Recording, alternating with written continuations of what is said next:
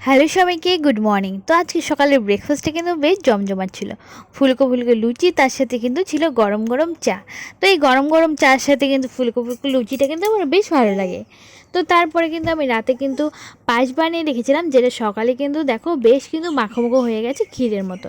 তারপর কি সকালে ব্রেকফাস্টটা কমপ্লিট করে চলে গেলাম রান্না করতে। তো সকাল সকাল বর কিন্তু আজকে কাতলা মাছ নিয়ে এসেছিলো। তো কাতলা মাছটা কিন্তু আলু দিয়ে একটা ঝোল বানাবো। তো প্রথমে কিন্তু আলুগুলো আমি ভেজে রেখেছিলাম। তারপরে দেখো মশলাটাও কিন্তু ভালো করে ভেজে আলুটা দিয়ে দিলাম। তারপর কিন্তু আলুটা আর মশলাটা ভালো করে কষিয়ে নিলাম। তারপর এটাতে দিয়ে দেবো গরম জল। তো আমি কিন্তু বেশিরভাগ রান্নাতেই গরম জলটাই ইউজ করি, যেটাতে রান্নাটা খেতে বেশ ভালো হয়। তারপরে দেখো জাল উঠে গেলে আমি দিয়ে দিলাম মাছ। তো মাছটা দিয়ে কিন্তু বেশ অনেকক্ষণ ভালো করে জাল করব। তারপরে দেখো ঝোলটা বেশ মাখো হয়ে গেলে কিন্তু আমাদের রান্না কমপ্লিট। তারপরে খাওয়া দাওয়া করে নিলাম, আর কিন্তু সাথে মোচার ঘন্টও করেছিলাম।